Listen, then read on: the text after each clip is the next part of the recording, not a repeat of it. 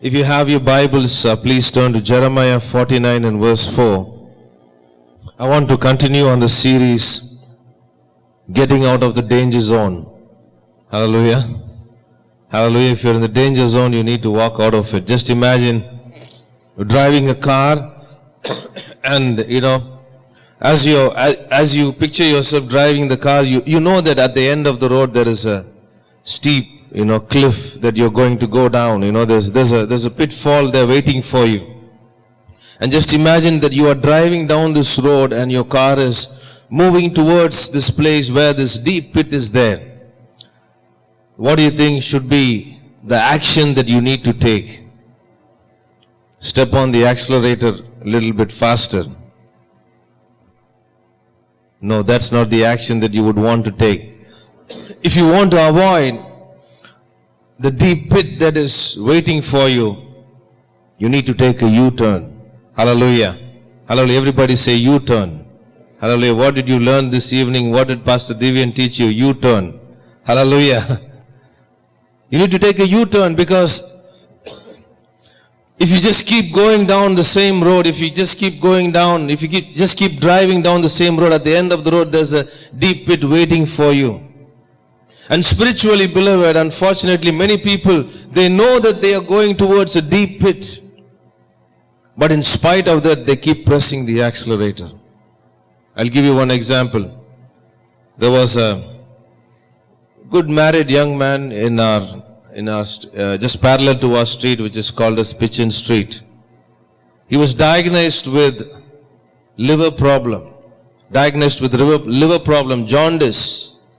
After he was diagnosed with liver problem and jaundice, this man, in spite of all the doctor's advice, went and had drinks again.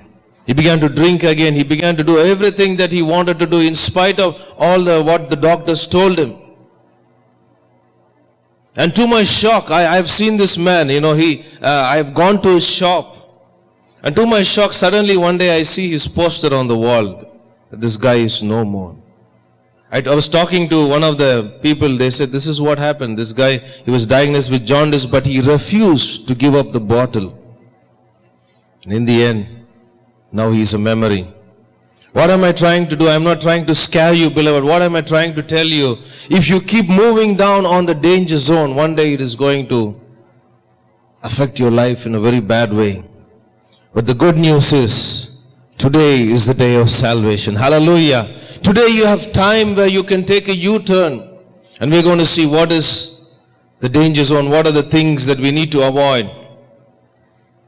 Number one, Jeremiah 49 and verse 4. It talks about boasting.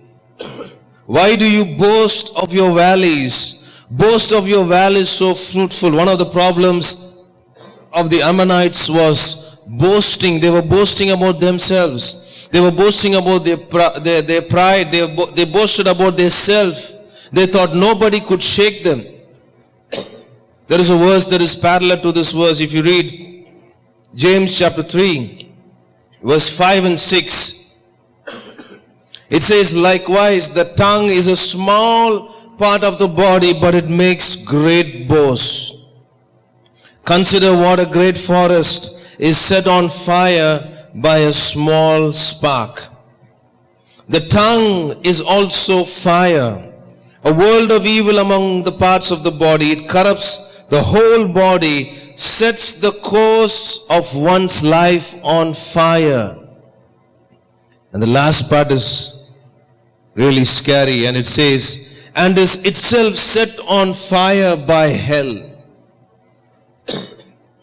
Boasting is a very dangerous thing. Boasting about ourselves, boasting about, what we have achieved, whatever we have achieved, whatever you and me are right now. Dearly beloved, it is the grace of God. Can you say one hallelujah? Hallelujah. If you and I are sitting in this church, and if you and I are enjoying the presence of God, if you and I have achieved so much in life, it is purely His grace. Hallelujah. Because in John 15, Jesus says, apart from me, you can do nothing. Hallelujah. What does nothing mean? That means you can't lift your little finger if it weren't for God.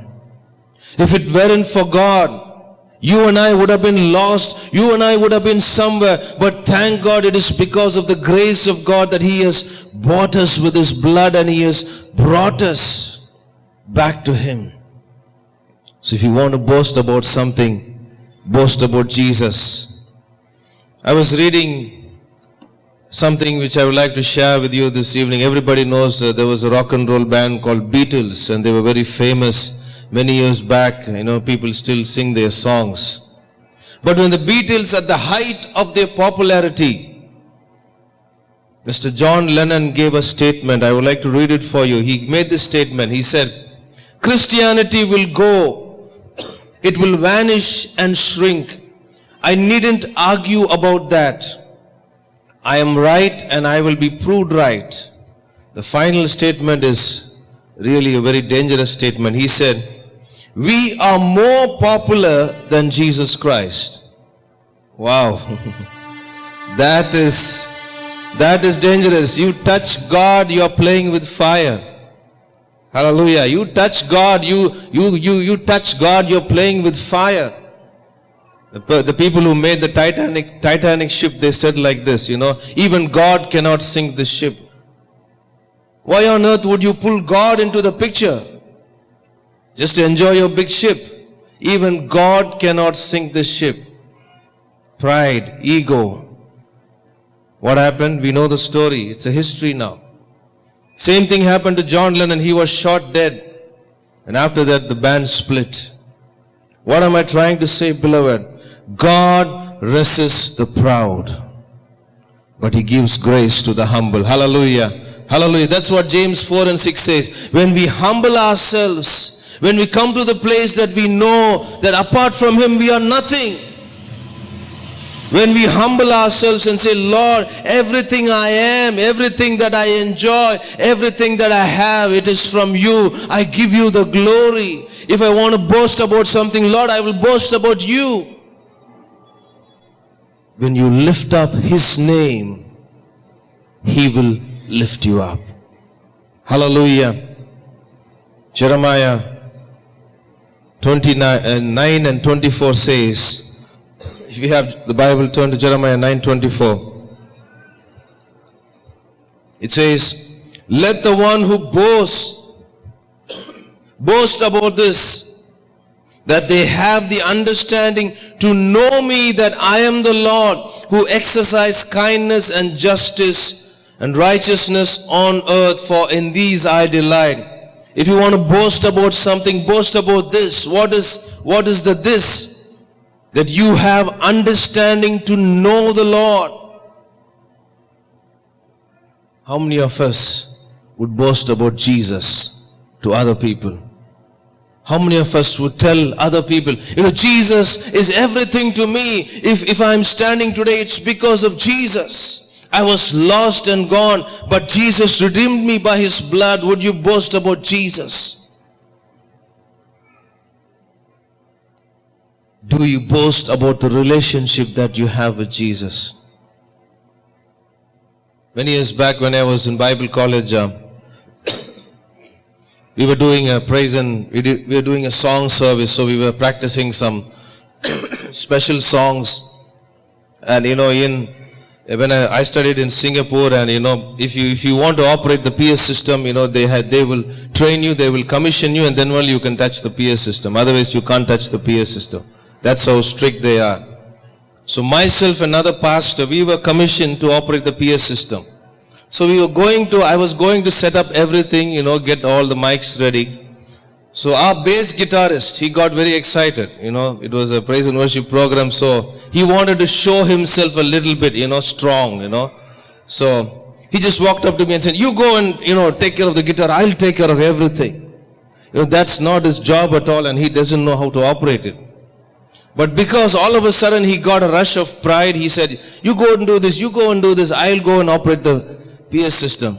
So what happened was, he pushed all the monitors up fully. It was full. So then we started the program. I think it was the second song. I was playing the guitar and somebody else was singing. And suddenly smoke was coming out of the speaker. It wasn't the glory of God. Smoke was coming out of one speaker, and then I think the other speaker also began to smoke. And then we began to panic. We didn't know what to do. But thank God, my friend, he rushed to the PA system and he was trying to set everything, but the speaker was gone completely. And then, we had to go and meet the in-charge guy, stand before him humbly and say, this is what happened and all that. He said, don't worry, I'll take care of it. But what am I trying to say? Pride always destroys. Pride always destroys. And God was displeased with the people of Ammon because they were proud about themselves. They believed in themselves and they thought they could make it on themselves. And God was saying, no, you can't make it on yourself.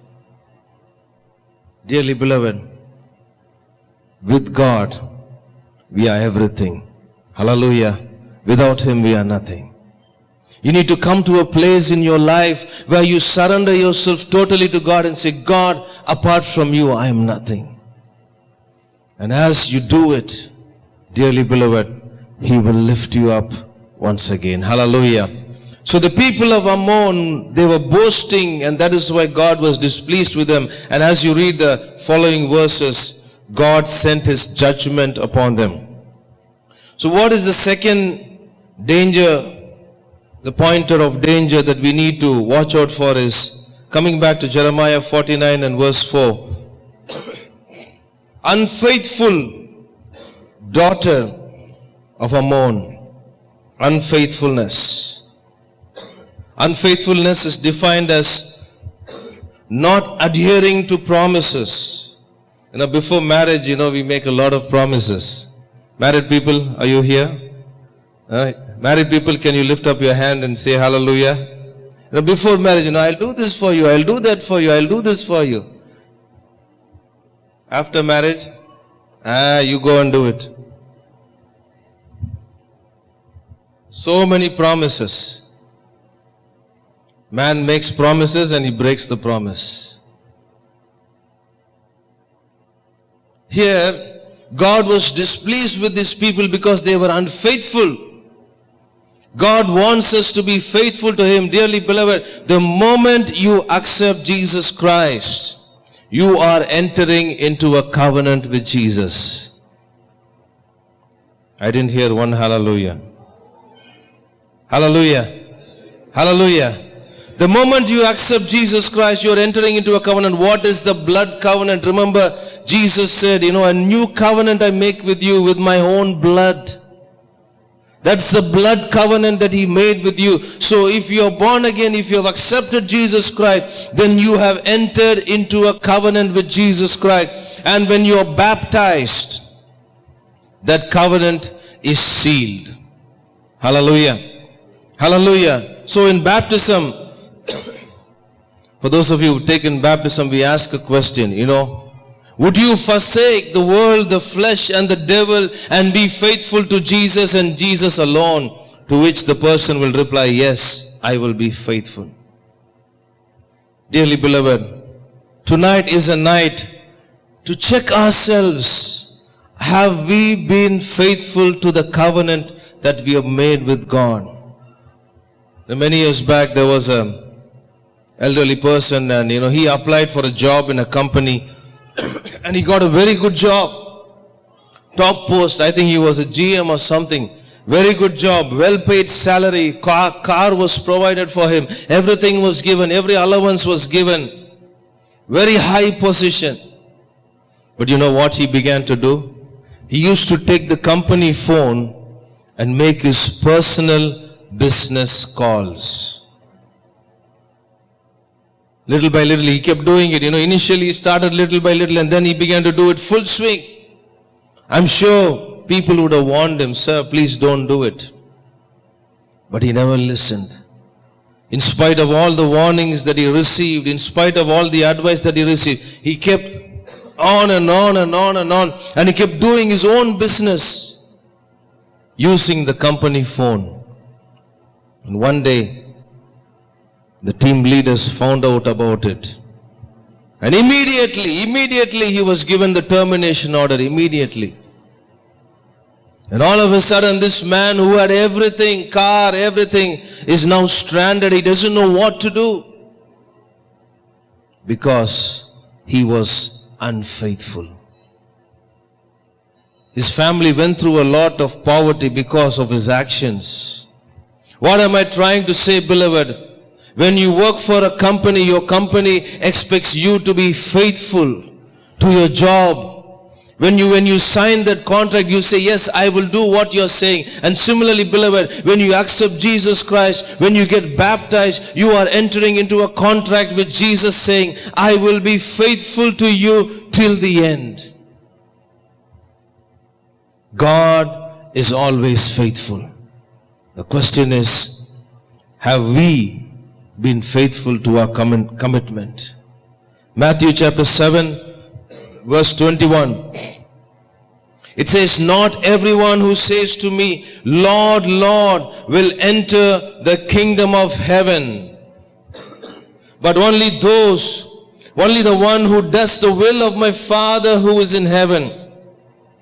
Jesus is making a very clear distinction. He's saying, not everyone who just says, Lord, Lord, will enter into the kingdom of God. And he says, only those who do the will of the Father.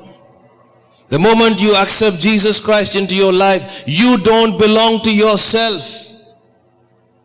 Amen. Hallelujah. You don't belong to yourself. You belong to Jesus, and every decision and everything that you do in your life, you need to come back to Him for consultation.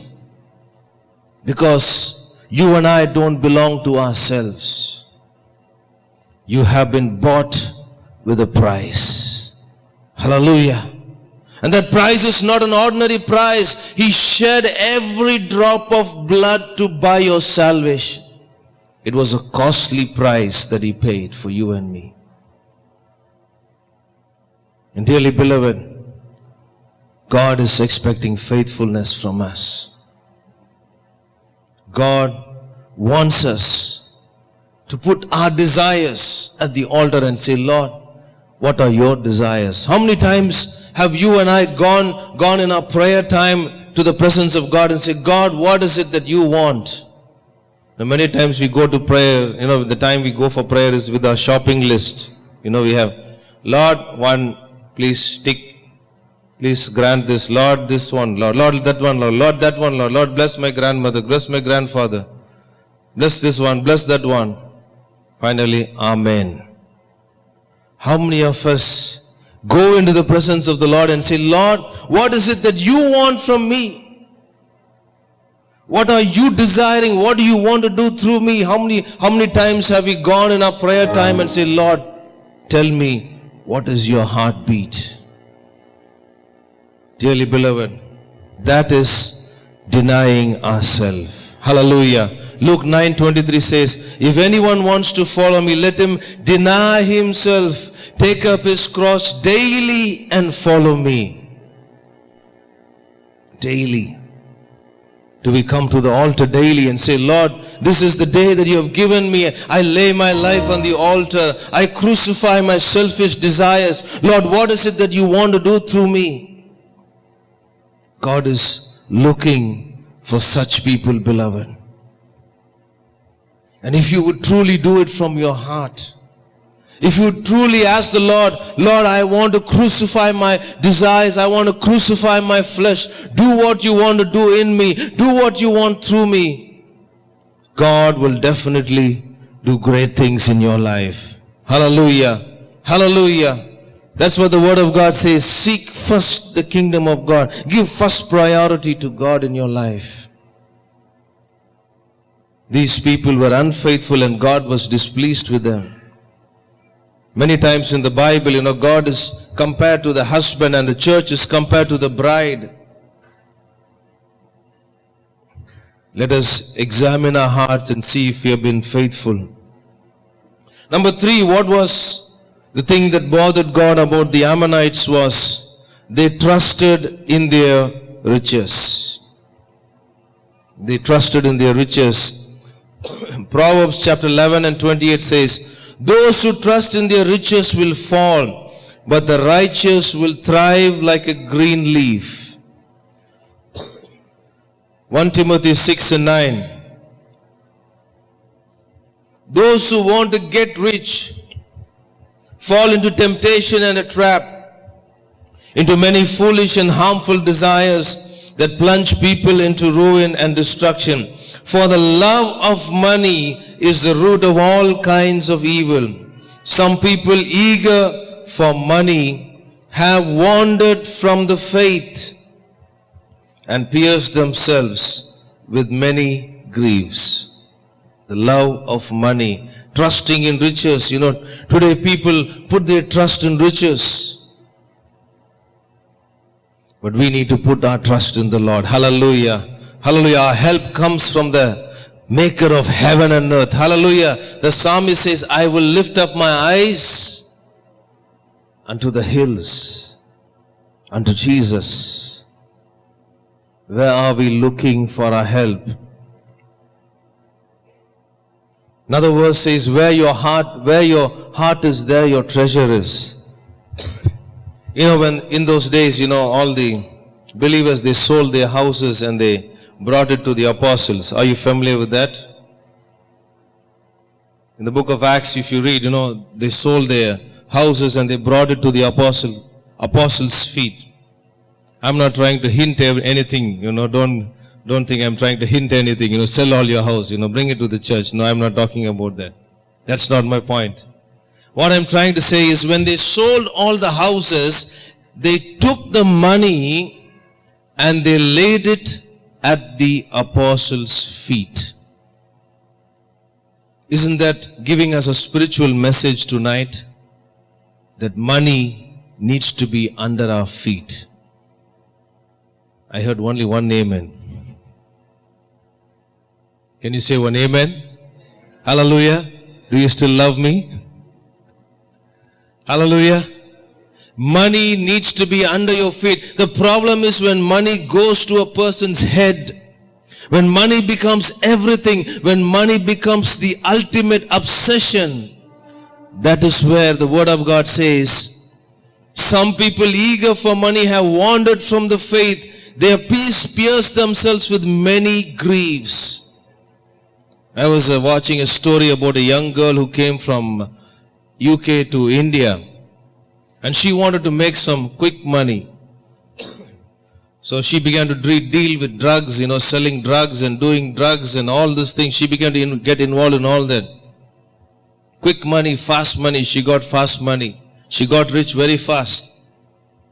The inner voice inside was telling her, stop what you're doing. But she didn't listen to the inner voice. And one day, the Delhi police found out about it. And they caught her red-handed. And after she was caught, she was taken to the court and she was given a sentence of 5 years. Wow. What a price to pay. 5 years of her life, she lost it because of her love for money, her love for pleasure. In spite of God speaking through her to her conscience, she hardened her heart and she wanted to make some quick money. Dearly beloved, 5 years, what a price to pay. You don't have to go after money. Yes, you need to work hard. Yes, you need to go to work. You need to work hard. You need to be faithful to the company that, you've been employed. Yes, work hard.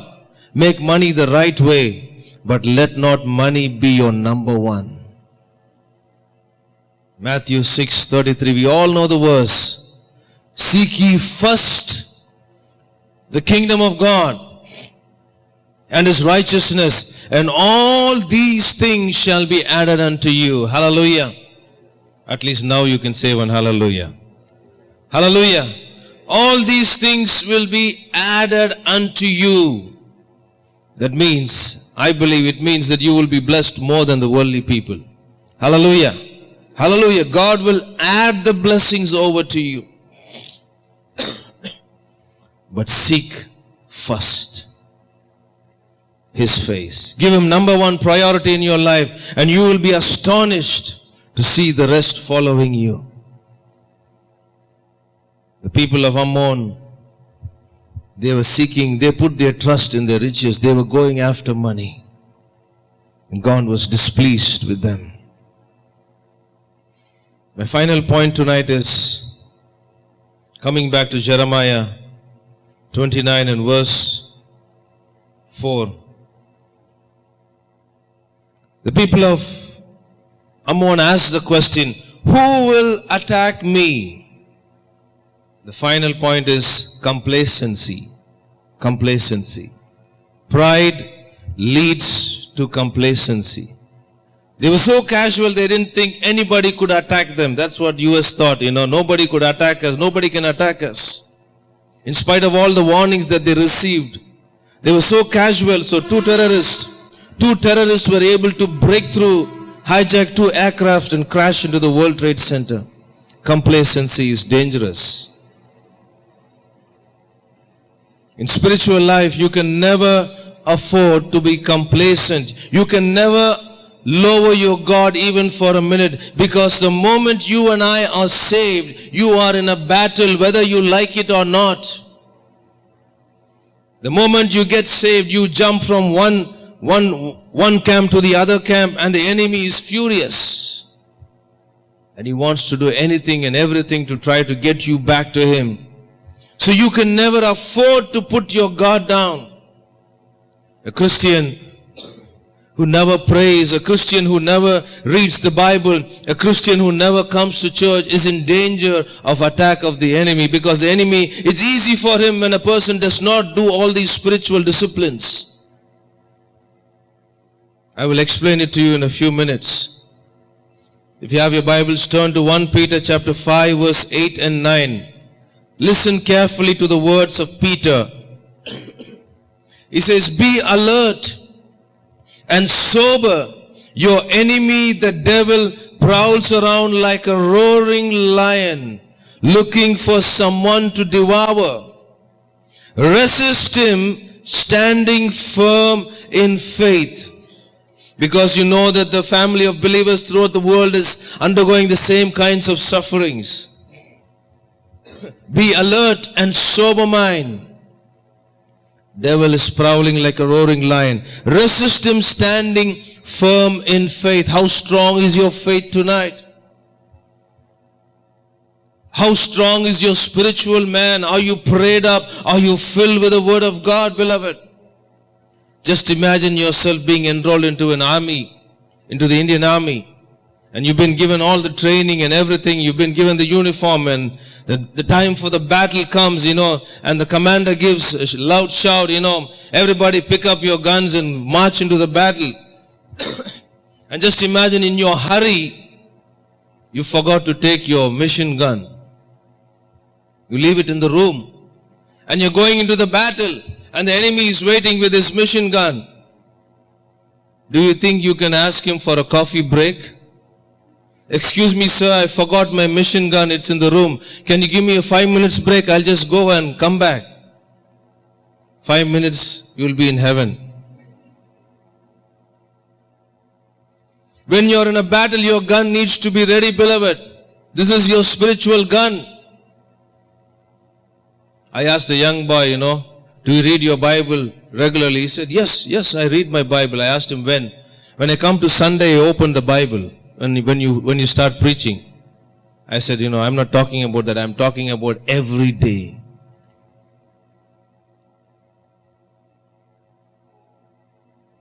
Dearly beloved, the moment you step out of the church, you are going to face a battle. For some people, the battle will start as you're walking back home. I hope you understand what I'm talking about. The moment you step out of church, the moment you leave your home, you do not know what is waiting for you on the road. You do not know what is waiting for you in your office.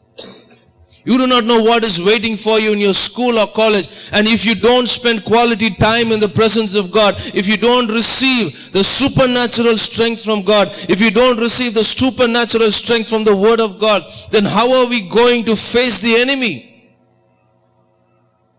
He's got his mission gun ready. He's pointing his gun at each of us. He may have his mission gun ready, but I got a battle tank ready. Hallelujah. Hallelujah. You need to get your battle tank. He may be pointing a mission gun, just imagine, a person pointing a mission gun, but somebody is going with a battle tank, which will survive. The enemy doesn't stand a chance. That's how strong your spiritual man needs to be. When the enemy is pointing the gun, you need to go with your battle tank and say, hey, all you got is a mission gun. I got a battle tank, man. I can throw you out. Hallelujah. Hallelujah. In order to get your battle tank ready, you need to get back into the Word of God. You need to get back into the presence of God every day. And when you're charged up with the presence of God, when you're charged up with the Word of God, the enemy can do all that he wants, but nothing shall by any means harm you. Hallelujah. Nothing will harm you, because greater is He that is in you than he that is in the world. When Jesus in you becomes greater, no matter what circumstance comes along your way, you can look at the circumstance and say, I got my battle tank ready. I am ready to fire. Hallelujah. Hallelujah. And that's how strong God wants you and me to be, beloved. There is no room for complacency in spiritual life, because the devil is prowling around. I want to close with this final story. There was a great military officer. This happened in a foreign country. Great military officer. All the top secret of the government, everything was inside his head. There was no one like him. So well qualified, so well trained. But one day, he walked out of his position just to a coffee shop to have some coffee or tea without any protection. Great military officer, but he walked out without any safeguard, without any preparation, without any protection. Some terrorist pointed a gun at him and shot him on the spot, died on the spot. Everything gone, all the military secret, everything is gone. Why? Because of a casual attitude, careless attitude. Dearly beloved, we are living in the final moments. Hallelujah. Hallelujah. And in these final moments, the devil is working overtime. But I have good news for you. If you have God on your side, then nobody can stand against you. Hallelujah. Can you give a clap offering to Jesus tonight? Hallelujah. Hallelujah. I want to give you some homework today. Go home and read Ephesians chapter 6, verse 14 to 18. Ephesians chapter 6, verse 14 to 18. Go home and read this passage. Meditate on it. God will give you a revelation. This evening, let us make a commitment today and say, Lord, I will not be complacent in my spiritual life. I will do my spiritual disciplines properly every day, Lord. I will get the strength that you have for me every day. I will feed on the Word of God. Make a commitment to the Lord. Lord, I will stop trusting in riches. I will trust in you, O Father. I will not run after money. I will run after you, Jesus. Make a commitment today and say, Lord, I will be faithful to you. I will be faithful to you because you have bought me with your precious blood. And finally, if there's something that you and I need to boast, it is to boast about the fact that we know Jesus and that He is our Lord. Hallelujah. Because that's the only thing that will take you to heaven, beloved. None of these material possessions, none of these worldly things will come along with us when we leave this earth. The only thing that will come with us is the relationship that we have with Jesus. Are we boasting about it? We need to boast about it to other people. Hey, come and see what my God can do. Hallelujah. Look what my God has done for me. Look how He has changed me. That should become a way of lifestyle, beloved. this evening. Let's bow our heads and close our eyes in the presence of God. If you could just stand for a few minutes